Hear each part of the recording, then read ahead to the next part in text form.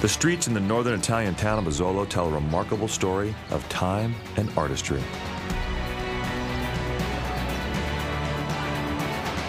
Main Street is more than 1,000 years old and so narrow, cars can only drive in one direction.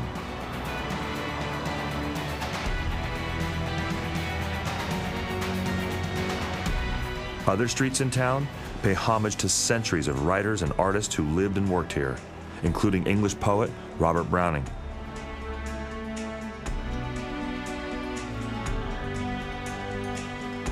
Asolo is a tiny hilltop town where technology is measured in terms of millennium.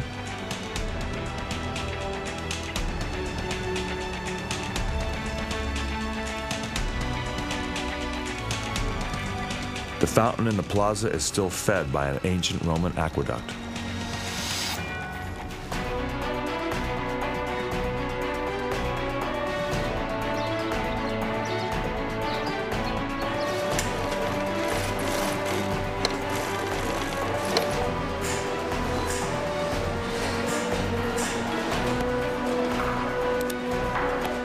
Just outside of town is a place where artisans practice the centuries-old craft of Italian leather making.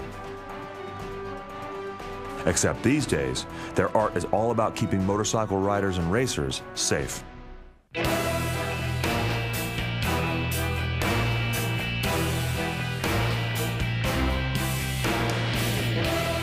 Historically, riding and racing motorcycles has always been dangerous. For years, what riders wore for protection was more of an afterthought than a conscious decision on how to manage the risk.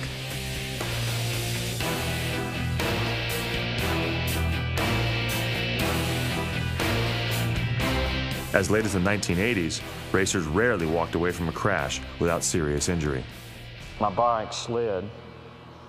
I couldn't get my hand out in time and went down so fast, so it broke my hand right here. Casts on both hands, big high side in qualifying, didn't even think I was going to be able to race.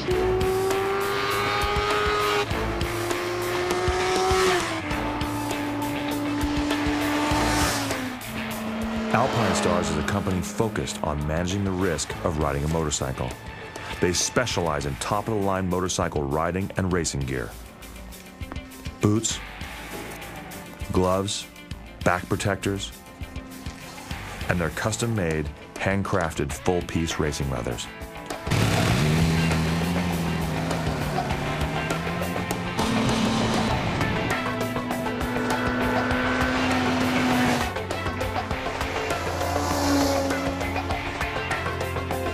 Alpinestars riding gear can be seen on the roads and racetracks around the world.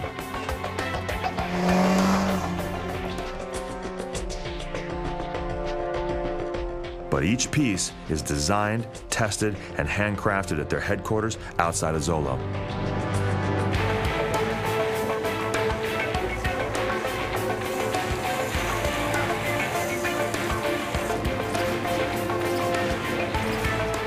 Inside the Alpinestars factory, technology is state-of-the-art, and the goal is a constant search to find new ways to protect people who ride or race motorcycles.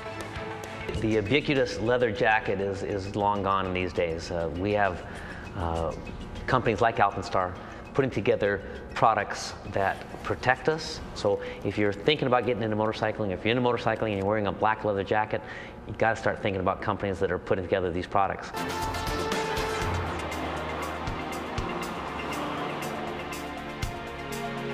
Alpinestars is a company whose original focus was on the trek, not the track.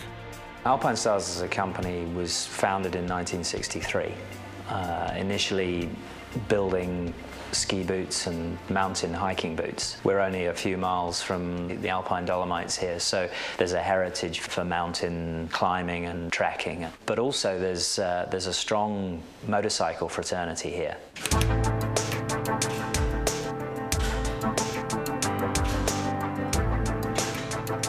On the first floor of the Alpinestars building, there's what looks like a high-fashion Italian showroom. It's open to the public. Except for helmets, you can find anything you need to protect yourself on a motorcycle.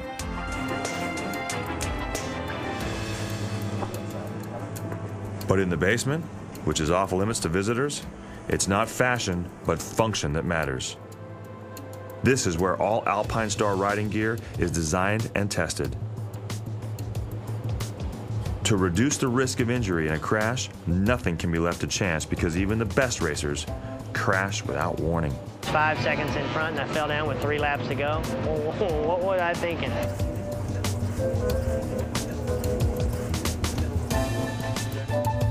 They call this the walk meter machine, where boots are put through 100,000 cycles, the equivalent of walking 35 miles. But the test is really about how the boot will perform when riding. Will it hold up to the stress and strain of sudden major impact?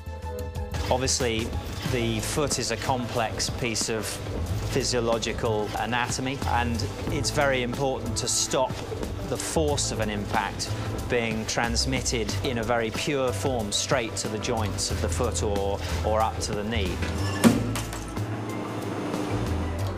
Absorbing the force of an impact and spreading that energy out away from the body are fundamental concepts for all protective riding gear. Here, a new back protector is being tested by repeatedly dropping a 10-pound weight and measuring where the energy from the impact goes. This test will be repeated hundreds of times. The initial impact spread is important because it prevents the actual impact energy being directed straight through the protector into the rider's body. The back protector is really a two-part system, using a hard shell over a soft padded liner. The profile of this protector is very thin. It also is allowed to move naturally with the rider in the right direction, but not to hyperextend in the wrong direction backwards.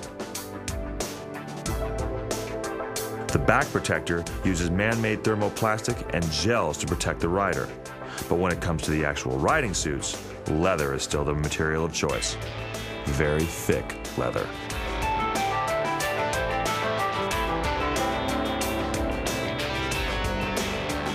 Because motorcycling is dynamic, and in the event of an accident, there's a lot of abrasion, a lot of impact, we specify 1.4 to 1.2 millimeter thickness of leather. It's considerably thicker than the average fashion garment because when the time comes, it has to go through a much more rigorous test of its properties.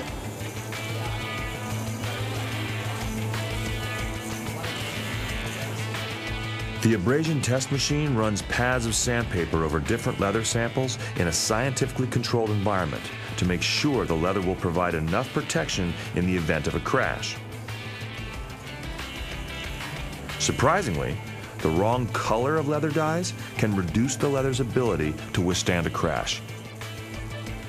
In treating the leather with different colors, it can actually affect the performance of the leather.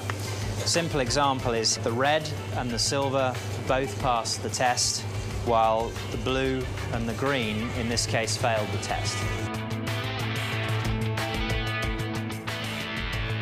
The next key to protection is to make sure that all the seams in the leather riding suit are strong enough. For that, they use another machine that stresses each test seam until it finally fails. So here we're seeing the actual trace for the force being submitted to the material in the machine. In the event of an accident, a rider coming off a motorcycle, a very sudden, large force is often subjected to the seam. On the monitor here, you can see the force readout that the seam and the material is being subjected to.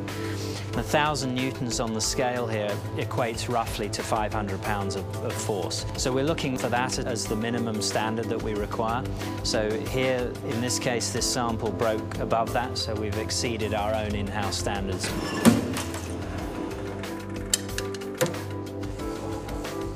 Over the past 5 to 10 years, such high-tech lab work has produced riding gear that has significantly reduced the number and severity of injuries to both riders and racers.